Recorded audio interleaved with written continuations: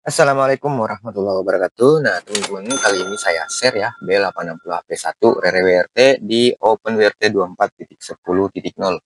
Dan di versi kali ini saya beri nama Niki Only 240225 karena tunnel satu-satunya yang ada di versi kali ini hanyalah Niki. Niki ini adalah eh, Mihomo, teman-teman. Akan tetapi berubah nama menjadi Niki dikarenakan dengan alasan dependensi paket ya atau dependensi modul, karena banyaknya atau ada beberapa aplikasi yang juga mempunyai nama yang sama yaitu Mihomo. Jadi eh, Mihomo kemarin berinisiatif untuk mengganti nama menjadi Niki Only. Jadi paketnya itu sudah berbeda nama dengan paket utamanya, teman-teman. Nah, baik, di share kali ini sama seperti sebelum-sebelumnya ya, saya tidak ada perubahan di bagian tema, tetap menggunakan tema official, hanya merubah bagian warna, kemudian menambahkan beberapa ikon di sini. Jadi ikon yang tampil di atas memang pertama kali uh, diaplikasikan oleh RRWRT. Jadi sebelum-sebelumnya itu banyak OpenWRT termasuk Palstone itu tidak seperti ini, teman-teman. Jadi yang pertama menggunakan ikon navbar di OpenWRT itu adalah RRWRT. Dan kita tetap bertahan di aplikasi tersebut, dan juga ada tambahan link di bagian navbar. Oke, seperti biasa sebelum saya lanjut share, saya selalu mengecek dulu ya teman-teman untuk tab-tab yang ada di aplikasi atau program ini. Kita lanjut di bagian firewall, firewall 4 tentunya. Semakin hari semakin full firewall 4 ya di OpenWRT, seiring dengan perkembangan atau updatean dari officialnya, teman-teman. Kita lanjut di bagian system log. Nah, ini kenapa banyak kernel yang berteriak-teriak di sini? Dikarenakan yang saya share ini adalah WiFi on. Sebenarnya tidak rekomendasi ya bagi saya, teman-teman. Akan tetapi memang permintaan teman-teman sangat banyak yang meminta WiFi on dikarenakan dengan alasan bermacam-macam ya.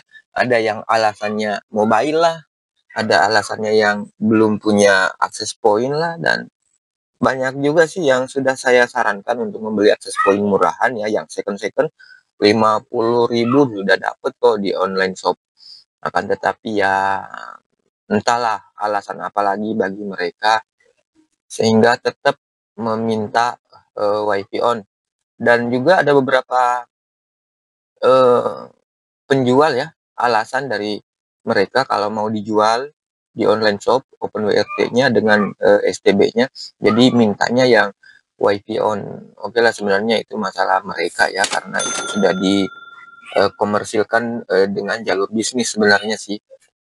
Tapi tak apalah, saya juga tidak menuntut untuk mendapatkan royalti, untuk mendapatkan bagian, tergantung dari mereka apakah mereka sadar dan ingin berbagi atau tetap tidak ingin berbagi. Dan saya tidak akan permasalahkan selamanya, teman-teman. Baik, di sini saya ingin memperlihatkan kernel dan versinya ya, tapi sudah tidak bisa, sudah ketimpa oleh kernel, teriakan kernel yang ada di sini dikarenakan WiFi on. Tapi oke lah, kita lanjut ke bagian proses. Di settingan kali ini juga saya sudah optimasi sedemikian rupa, beda dengan WiFi on sebelumnya ya teman-teman. Di WiFi on sebelumnya memang rada berat, akan tetapi di WiFi on kali ini sangat ringan. Hanya saja bagaimanapun kita mengorbankan alokasi bandwidth ya, karena di WiFi on itu speednya beda dengan WiFi off, teman-teman. Terus terang ya, beda di WiFi off. Meskipun teman-teman sudah menggunakan USB tulan yang support gigabit, yang artinya menggunakan USB dengan maksimal 480 Mbps, tetap aja akan terlimit dikarenakan kita on-kan WiFi di OpenWRT-nya, teman-teman. Tapi tidak masalah ya, selama speed di TKP teman-teman masih di bawah 100 Mbps ya, aman-aman aja sih menggunakan WiFi on, karena juga belum sampai segitu ya speednya teman-teman. Kecuali TKP yang sudah di atas 100 Mbps, itu saya tidak sarankan untuk menggunakan WiFi on jika ingin menikmati semua speed bandwidth yang tersedia. Oke, kita lanjut di bagian net monitor, sama seperti biasa ya. Settingnya ada di www.netdata.html untuk merubah atau menyesuaikan interface modem, USB to LAN dan lain sebagainya di net monitor ini teman-teman. Kita lanjut ke connection. Di sini saya tidak terhubung ke perangkat lain kecuali ke PC yang saya gunakan membuat video ya. Kemudian lanjut pre-mem KC. Terus di bagian sistem jangan lupa untuk merubah time zone sesuaikan TKP ya teman-teman. TKP masing-masing maksudnya. Kemudian ini sudah di lock semua aman. Administration ganti password Luci di sini ya, login Luci. Lanjut di sini di software, installed, update, kemudian config OPKG semua bisa diakses aman. Kemudian kita cek di bagian startup. Yang terdisable itu PHP 8 CGI dan PHP 8 EVM, Amlogic. Jadi Amlogicnya meskipun di sini disable, tetap bisa berfungsi teman-teman. Ini hanya disable startup ya, artinya tidak berjalan secara otomatis pada saat OpenWRT booting.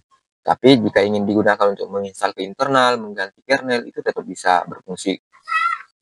Lanjut, kita lihat dulu. Oke dah, itu aja ya. Lanjut ke local startup. Oke. Kemudian kita lanjut lagi ke schedule task. Sama seperti biasa ya, di CTL, clear KC, dan pin SH untuk update net monitor. Lanjut ke disk manager. Saya running di SD card sekarang teman-teman. Meskipun di internal juga sudah ada OpenWRT-nya ya. Tapi saya runningnya di MC BLK1 ya. P2 dan P1. Berarti yang atas nih teman-teman.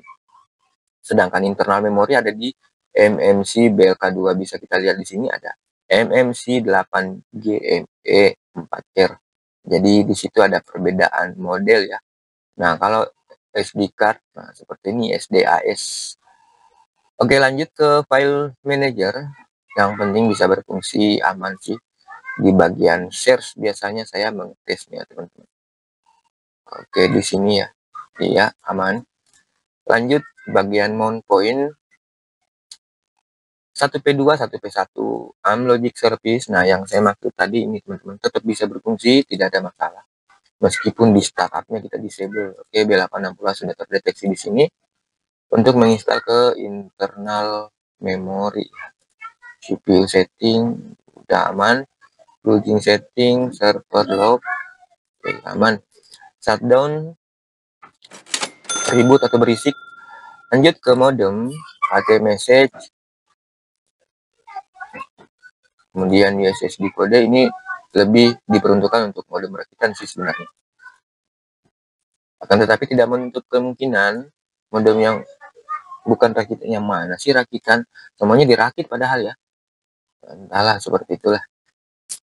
Terus lanjut ke con monitor, activity log, configuration, ini yang support modem restart ya, yang dimodif. Nah, masuk ke Niki teman-teman. Niki nih. Niki seperti ini, kita tes running ya. Kita tes running meskipun tidak ada internet, tidak ada modem, malah ini tetap bisa running ya teman-teman. Bisa kita cek. Oke.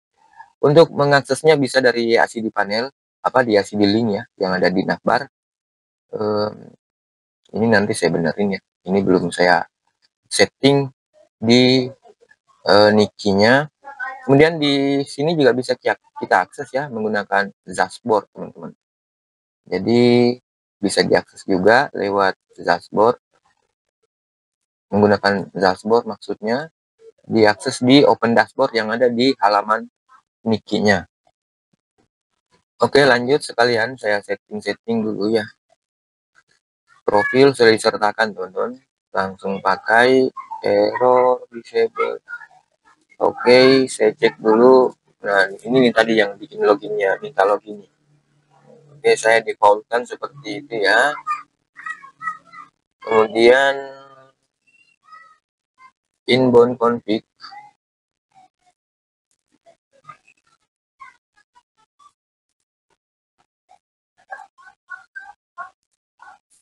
Tune config, DNS config. Oke, saya menggunakan Quad9 DNS di sini ya. Sniper, role, kemudian mixin. Saya save dulu teman-teman.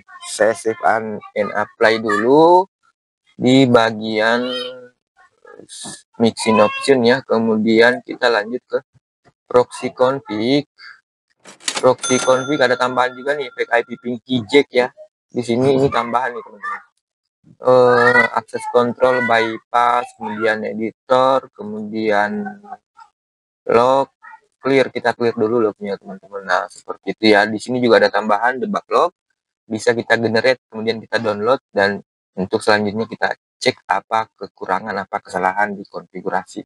Nanti akan muncul semua ya. Jadi ini mengikuti jejak OpenClass yang juga mempunyai debug log. Nah, kita lanjut. Coba saya langsung buka ya CD, apakah bisa langsung login. Otomatis sudah bisa ya, karena defaultnya itu sudah saya ganti menjadi Rere. Oke, lanjut ke config. Dashboardnya saya cek juga aman, bisa login juga ya teman-teman, tidak ada masalah. Oke, untuk Niki saya rasa tidak ada problem, bisa running.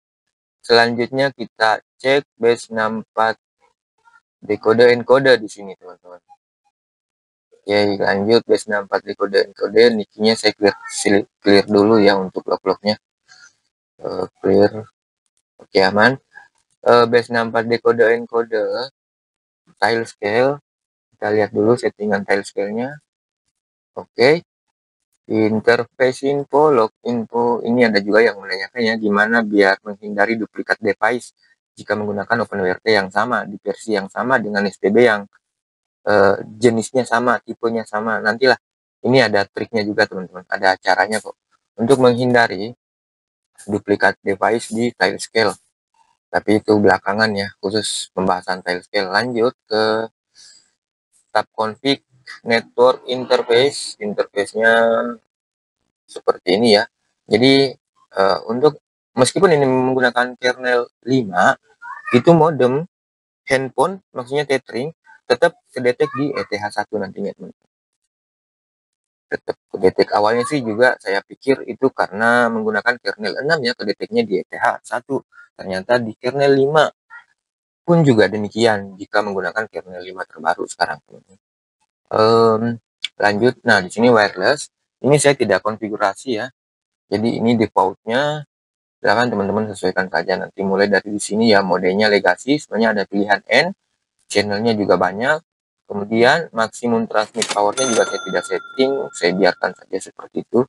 Kemudian country code juga saya tidak setting. Encryption atau password juga saya tidak setting ya. Jadi bisa langsung login WiFi teman-teman. Baik, kita cek dulu ya. Di sini saya belum terkoneksi ke WiFi-nya. Saya akan coba terkoneksi dulu. Jadi SSID-nya itu RWRTX ya.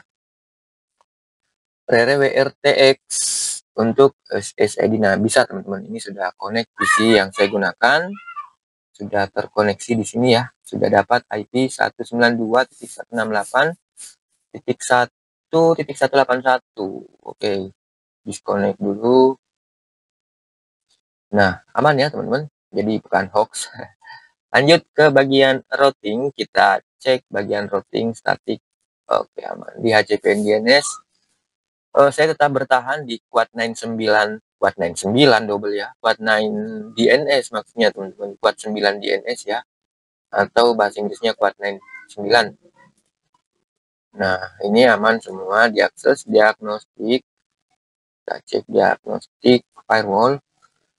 Firewallnya gimana nih konfigurasinya? Normal semua ya. Kita cek traffic rules. Di bagian bawah ada NAT rules, kemudian IPsec. Semua aman teman-teman. Nah, untuk about buat teman-teman yang merasa apa ya, firmware ini bermanfaat, digunakan sekeluarga, dan ingin berdonasi, bisa lewat link about teman-teman yang ada di Navbar. Di sini saya sudah sertakan ya, bisa lewat mana aja yang ada di sini. Dan saya ucapkan banyak-banyak terima kasih buat teman-teman yang sudah berdonasi berapapun nilainya, yang pasti saya menghargai kedermawanan dari teman-teman. Oke, baik, kita cek lanjut di bagian ikon navbar ya, karena dikhawatirkan tidak berfungsi semestinya. Mudah-mudahan aman. Terakhir, Niki. Nah, oke teman-teman, semua aman ya. Saya rasa cukup sampai di sini. Mudah-mudahan bermanfaat. Terima kasih banyak. Assalamualaikum warahmatullahi wabarakatuh.